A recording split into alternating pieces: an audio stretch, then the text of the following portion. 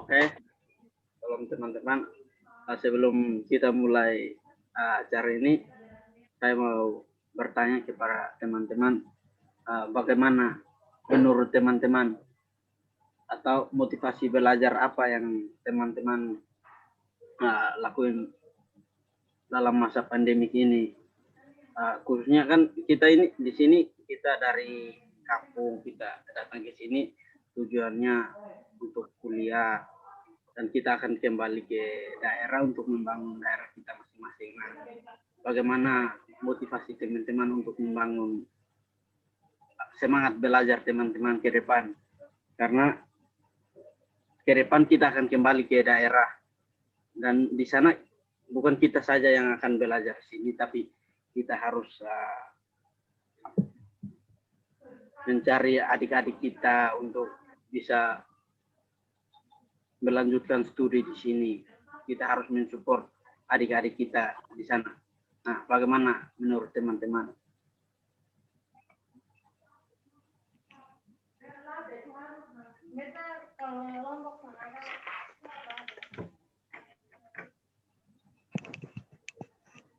Maaf, saya putus-putus tadi. Oh, oke. Saya ulangi pertanyaannya. Bagaimana menurut teman-teman motivasi apa yang teman-teman lakuin dalam masa pandemi ini? Nah, sedangkan kita ini mahasiswa dari daerah, kita akan kembali ke daerah kita masing-masing untuk membangunnya. Dan bukan saja kita yang sekolah di sini atau kuliah, kita juga harus mencari adik-adik kita di sana. Kita harus membiayai mereka juga, agar mereka juga bisa mendapat kesempatan seperti kita, biar bisa kuliah di sini. Bagaimana motivasi teman-teman? Mungkin bisa di-sharingkan.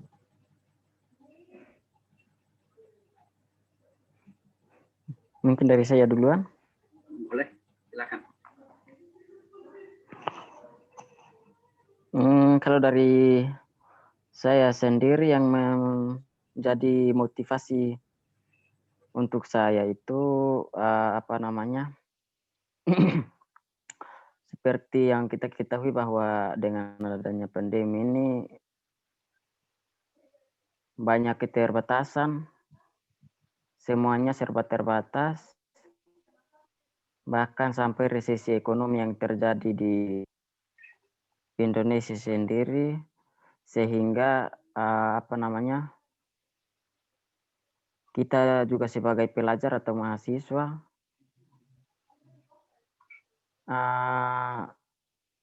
banyak kesulitan yang kita alami. Dari namanya saja pandemi COVID-19 itu dari sejak tahun 2019, tahun 2020 kemarin, hingga sekarang sudah tahun 2021, resesi ekonomi ini sendiri sangat berpengaruh. Untuk apalagi dengan background ekonomi kita sendiri, orang tua bahkan keluarga, mereka juga alami, sehingga untuk memenuhi kebutuhan hidup saja sangat terbatas, apalagi dengan membantu kita lagi yang jauh dari mereka. Saya rasa itu sangat walaupun sangat berpengaruh terhadap kita sebagai anak-anak maupun orang tua. Di situ saya sendiri merasa, yang saya rasakan hal tersebut sejauh ini, ketika kita mau tinggal diam saja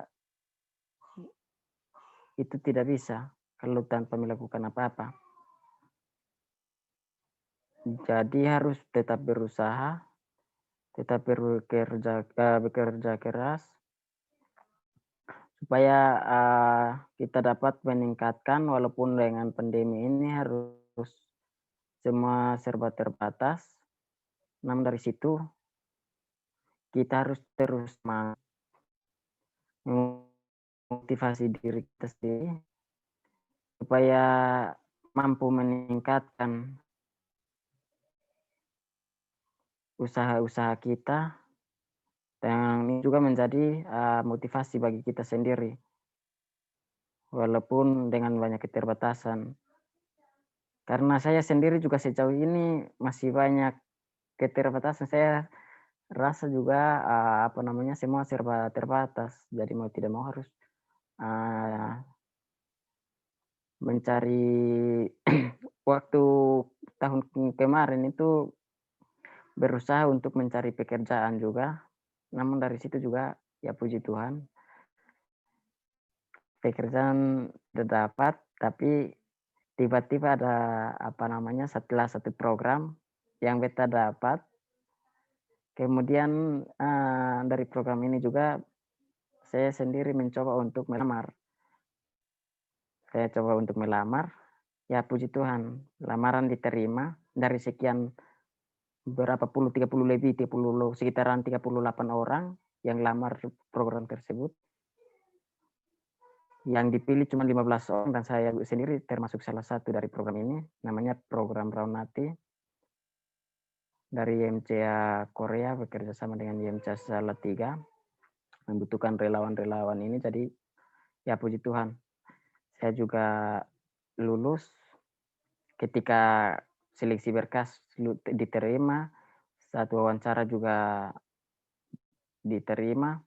Nah dari situ juga saya sendiri juga merasa senang dengan program ini, walaupun ya kayak tadi yang berusaha, karena supaya dari program ini juga saya tidak hanya berpatokan pada program ini untuk program melulu saja begitu, supaya hanya fokus di salah satu titik saja, hanya program, tetapi saya juga harus membagi waktu. Kenapa harus membagi waktu? Karena tujuan saya di sini juga bukan datang untuk mengikuti program, tapi tujuan saya menyelesaikan studi. Hanya di samping itu juga harus terus berusaha. Nah, beruntung kan kuliahnya juga kan online karena dengan pandemi ini. Jadi saya membagikan waktu. Di sisi lain harus bekerja keras untuk ke kuliah tidak ketinggalan. Di sisi lain juga harus mengikuti program ini untuk menjalankan program ini, karena sudah dari awal pas wawancara juga sudah buat surat pernyataan dan sudah tanda tangan.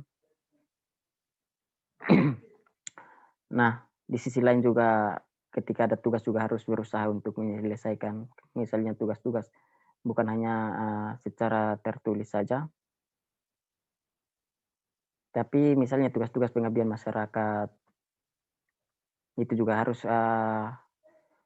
berusaha untuk membagi waktu dan mengerjakan semua itu bisa mungkin secara optimal supaya semuanya bisa dapat dituntaskan. Nah, dari situ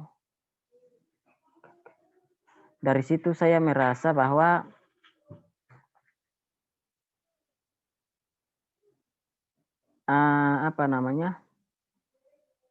kalau hanya mau berfokus pada satu saja tidak bisa. Kan sering-sering kita dengar juga bahwa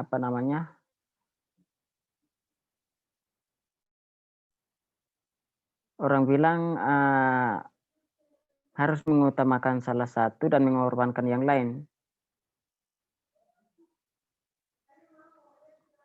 Tapi ketika mau mengorbankan yang lain, ya kondisi seperti ini otomatis tidak bisa ditinggalkan salah satu, karena semuanya penting. Kenapa semuanya penting? Karena dari program ini juga saat ini ya dari awal sudah ambil keputusan untuk menjalankan, ya saya harus bertanggung jawab untuk menyelesaikan. Kalau tidak bertanggung jawab untuk menyelesaikan karena sudah membuat surat pernyataan di awal. Jadi kalau melanggar ya risikonya sanksinya harus terima. Jadi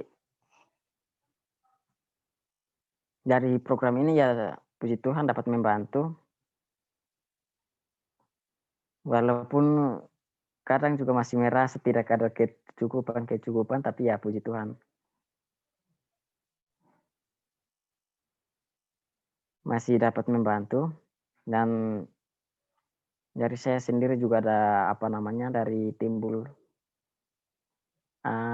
keinginan-keinginan yang berjalan dengan kebutuhan yang harus saya capai, yang masih menggumuli karena belum tercapai. Nah dari situ ya sudah dapat memudahkan saya untuk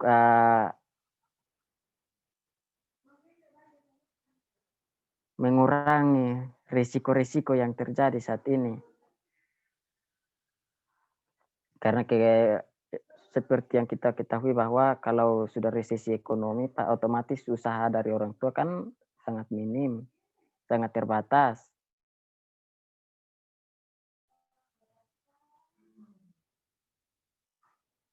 Kita ketahui bahwa semuanya serba terbatas.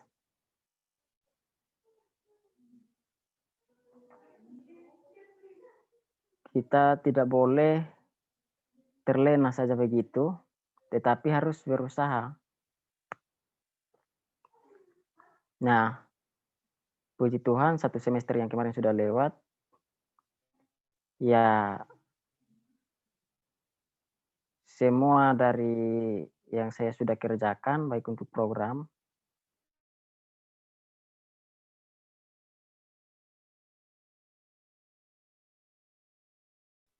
tapi semuanya dapat berjalan lancar.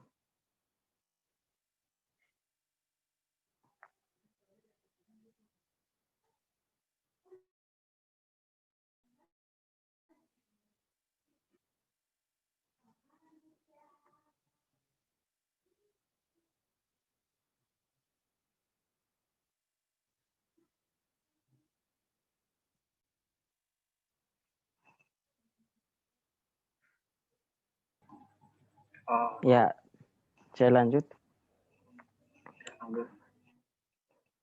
Nah, ya. Kenapa? lanjut. Lanjut. Terlalu panjang kah? Lanjut. Kalau Pembicaraan kalau terlalu ini waktu berapa masing-masing orang berapa menit kah atau berapa jam? lanjut, Soalnya nggak kalau apa-apa. saya beta sudah omong nanti dari sampai pagi juga kayaknya belum habis ini. Nggak masalah kalau masih ada waktunya, masih ada kok. Nggak apa-apa. Hah? Mau Atau mau lewat dulu? Mau skip beta dulu? Soalnya kalau beta kalau mau skip boleh, mau lanjut skip beta boleh. dulu kok. Kalau sonde nanti Nah, lebih kan panjang lah bisa. santai-santai aja, nggak apa-apa, nggak masalah. Mau lanjut, oke. Mau skip,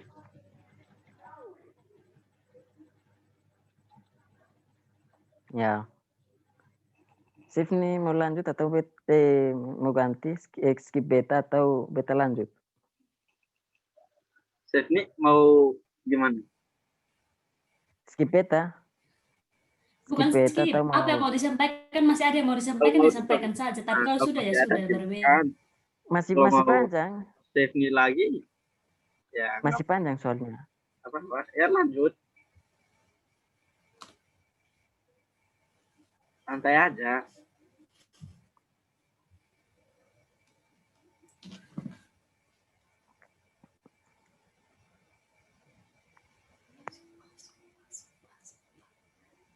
Yuk, mau beta lanjut atau mau save nih dulu? Skip beta dulu atau mau beta lanjut. Ya, silahkan. Kalau mau lanjut, boleh. Kalau mau Oke. tahan, boleh. Yes, saya lanjut sedikit lagi. Mungkin sampai jam 12 saja. 10 menit. Boleh, boleh. Ya, jadi apa namanya yang saya rasakan selama ini, ya itu dari kemarin-kemarin itu tahun-tahun yang sudah terlewati, semester-semester yang sudah berlalu. Ya, salah satu harapan saya itu bagaimana bisa mencari uang. Tapi dengan adanya ya Tuhan buka peluang, jadi puji Tuhan terjawab sampai saat ini. Dan kemarin juga ada perpanjangan karena seharusnya cuma selama 3 bulan dari November, Desember dengan Januari. Cuman ya kemarin pas hari raya Natal jadi diliburkan dari tanggal 23 sampai tanggal 11 kemarin baru mulai kembali. Jadi pertengahan Februari baru bisa diselesaikan. Nah, kalau yang memotivasi saya atau mendorong saya juga karena kita dari sana kita sudah tahu bahwa semuanya sudah serba terbatas, serba kekurangan. Dari situ ya saya juga sebenarnya belajar banyak dari Chef nih. Saya mengapresiasi karena dia untuk sudah bekerja keras. Dari situ juga saya belajar dari dia juga.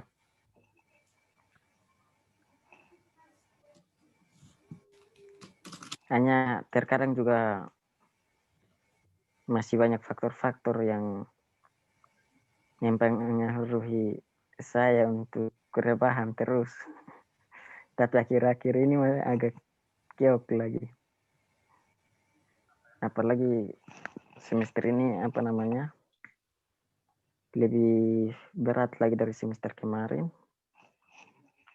Karena harus menyelesaikan proposal di semester ini.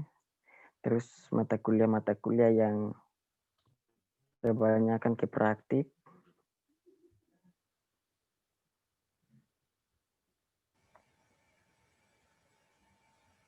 Jadi harus bekerja keras dengan itu.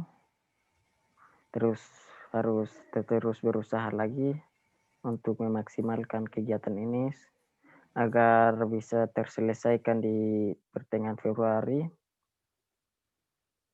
supaya bisa lepas tangan lah dari situ dan baru lagi. Ya dari saat ini baru saya juga sadar karena untuk yang tadi di awal disampaikan bahwa kita dari sana sudah di sini, apa yang harus kita kerjakan, apa yang buat kita memotivasi kita, apa yang kita harus bagikan ke orang lain, misalnya kayak mengurus orang lain lagi supaya di posisi yang sama kayak kita juga saling membantu lah.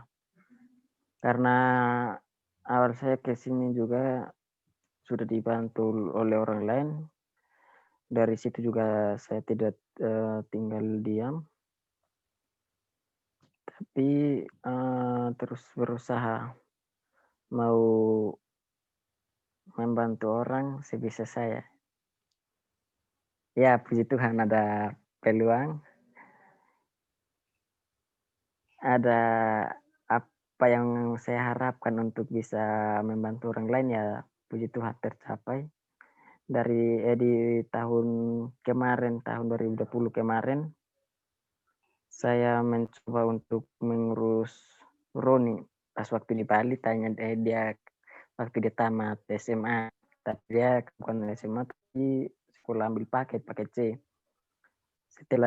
ketika tamat dia kan ke Bali kerja di sana. Pas waktu saya ke sana, pas ketemu dengan dia cerita-cerita ke saya kalau apa namanya dia mau lanjut studi, lanjut kuliah. Namun dengan keterbatasan ini ya tidak bisa dipungkiri karena kita bisa menolong tapi ya paling dengan kita kasih jalan lewat pembicaraan tapi dengan tangannya tidak sampai. Kita bisa tunjuk oh bisa lanjut studi di sini, lanjut studi di sana semua pada bisa tapi tangan tidak sampai misalnya untuk masalah keuangan apa segala macam ya pasti juga kita pikir ya agak ribet agak berat juga apalagi tanpa beasiswa harus berusaha sendiri jadi dia akan kerja di sana waktu kemarin ya kurang lebih 1 tahun pas saya ke sana dia sempat bilang kan saya sempat sering tanya-tanya ke dia oh ya tapi punya niat punya nekat punya komitmen untuk lanjut dia jawab ya cuman bingung mau mulai dari mana. Saya bilang ke dia, oh ya yang penting siap. Supaya keputusan yang sudah diambil dari awal harus dipertanggungjawabkan untuk menyelesaikan. Jangan sampai pertengahan ya out. Ya pasti apa namanya banyak lika-liku, banyak tantangan yang pasti dihadapi. Tapi tidak boleh putus asa. Ya dia memang bersedia. Jadi waktu itu juga saya sempat kasih kontak Kak Dewi di sana yang sudah di Stakri supaya bisa bantu dia. Dia tanya-tanya untuk biaya registrasi apa segala macam biaya ini biaya itu pendaftaran berkas-berkas karena dia punya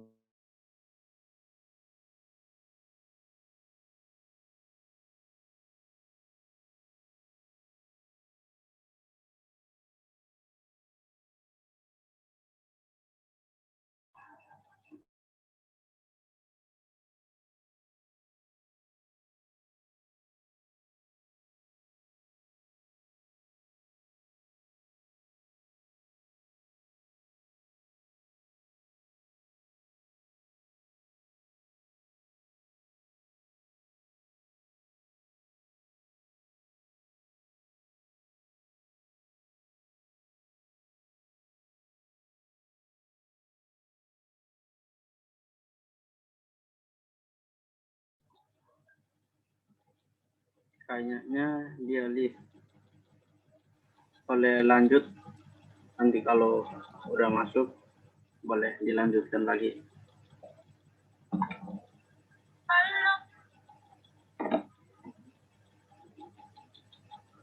Lanjut. Ulang pertanyaan sampai lupa. Oh. Pertanyaannya intinya kasih motivasi lah untuk kita gimana motivasi untuk selama pandemi kita kan dari daerah. Nah, kita juga dibiayai oleh orang. Nah, kita juga setelah lulus dari sini kita harus kembali ke daerah untuk membangun daerah dan kita juga harus membiayai adik-adik kita. Kita juga harus membantulah buat mereka. Jangan karena kita sudah dibantu ya selesai ini kita juga ya masing-masing ngurus diri sendiri. Nah, itu tidak boleh. Jadi kasih motivasi lah untuk kedepannya gimana karena pandemi ini.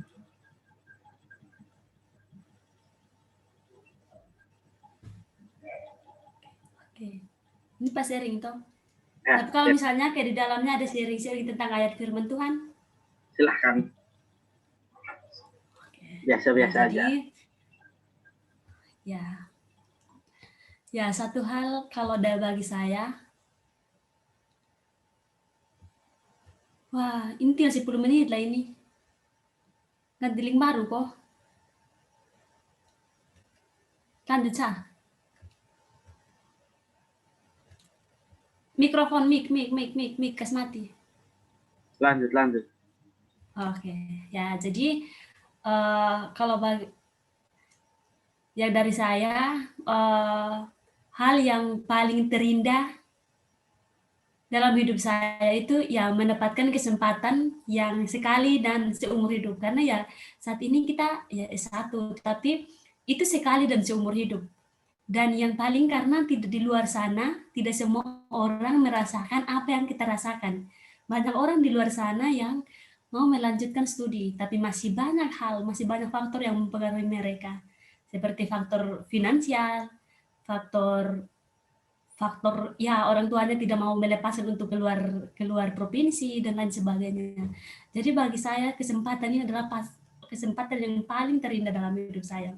Ya yang saya rasakan itu adalah kasih Tuhan, kemurahan Tuhan yang tak pernah berakhir. Karena saya merasa bahwa tanpa Tuhan saat ini saya tidak bisa hadir sampai saat ini. Ya kalau untuk mau berbicara mengenai perjalanan kuliah saya, itu tidak mudah dan tidak gampang. Waktu datang itu cuma uang 45.000, tapi Tuhan sudah menyediakan segala sesuatu, baik itu dari uang tiket, uang kos, sampai itu kemarin yang sampai datang itu sampai ya masih banyak cekcok sih. Karena kakak tidak setuju, mama tidak setuju, karena pikiran kakak itu nanti datang sampai sini bayar uang kos pakai apa, terus uang tiket bayar pakai apa, uang kuliah kalau tidak dapat beasiswa bagaimana. Tapi ya campur tangan Tuhan itu luar biasa. Ya setelah SMA itu sudah menggumuli untuk bisa melanjutkan studi, tapi hal yang membuat saya itu tidak mau lanjut di Kupang. Saya ingin di luar supaya bisa belajar sesuatu dan terapkan di kampung. Jadi setelah itu, setelah itu, ya yang menggerakkan saya itu suatu malam saya hanya berdoa menangis. Tuhan, kalau memang Tuhan mau untuk saya bisa melanjutkan studi, tunjukkanlah apa yang Tuhan mau dalam hidup saya. Terus suatu malam itu mimpi di Yosua 1 ayat 6 sampai 9. Nanti sebentar buka juga tidak apa-apa. Yosua 1 ayat 6 sampai 9 itu firman itu menguatkan. Itu Tuhan berfirman kepada Yosua pada saat mau memimpin bangsa Israel keluar dari tempat perbudakan tanah Mesir ke tanah Kanaan, ke tanah Kanaan. Nah, di sana belum sampai di perjalanan itu Yosua yang mau mengambil alih sebagai pemimpin bangsa Israel itu sampai di tanah Kanaan. Tapi apa yang terjadi? Yosua ini takut, bilang, Tuhan saya tidak, maksudnya mau menolak hal itu, tapi apa yang difirmankan Tuhan? Tuhan bilang yang di ayat di Yosua 1 ayat 6 sampai 9, kuatkanlah dan teguhkanlah hatimu, janganlah menyimpang ke kiri atau ke kanan. Tetapi renungkanlah firman itu siang dan malam, supaya engkau beruntung kemanapun engkau pergi. Itu di ayat 9. Supaya engkau beruntung kemanapun engkau pergi. Tapi satu hal, jangan lupa memperkatakan kitab Taurat itu siang dan malam. Dan renungkanlah itu. Itu yang menjadi tanda kutip yang harus diperhatikan. Ya, sampai saat ini ya Tuhan menyediakan segala sesuatu, walaupun sudah daftar terlambat. Tuhan, yang saya rasakan sampai saat ini, Tuhan menyediakan segala sesuatu. Dan ya ayat favorit saya atau ayat yang sering saya renungkan itu di Yeremia 29 ayat 11. Yeremia 29 ayat 11 itu bilang, sebab aku ini mengetahui rancangan-rancangan apa yang ada padaku mengenai kamu. Dan ya pokoknya di Yeremia 29 ayat 11 saya lupa isinya, tapi ya Tuhan sudah menyediakan rancangan-rancangan yang terbaik dalam hidup kita. Hanya tugasnya kita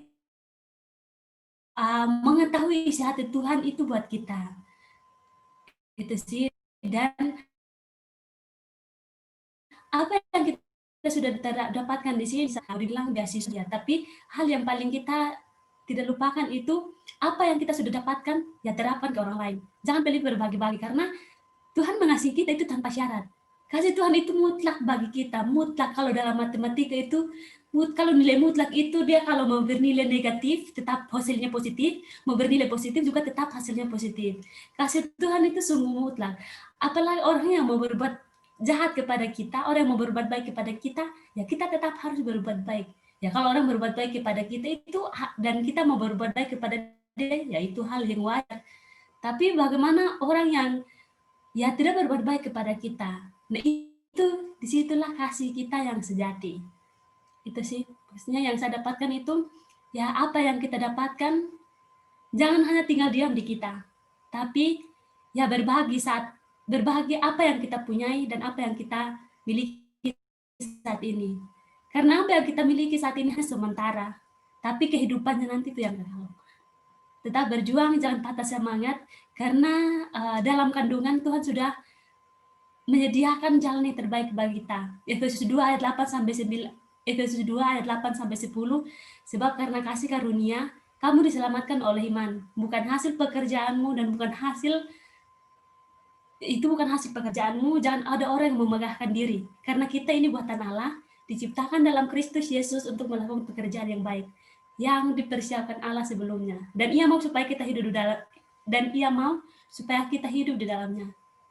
Jadi jangan patah semangat, tetap berjuang, karena Tuhan menciptakan kita sungguh teramat baik, tidak ada yang pintar, tidak ada yang bodoh, hanya bagaimana waktunya kita itu.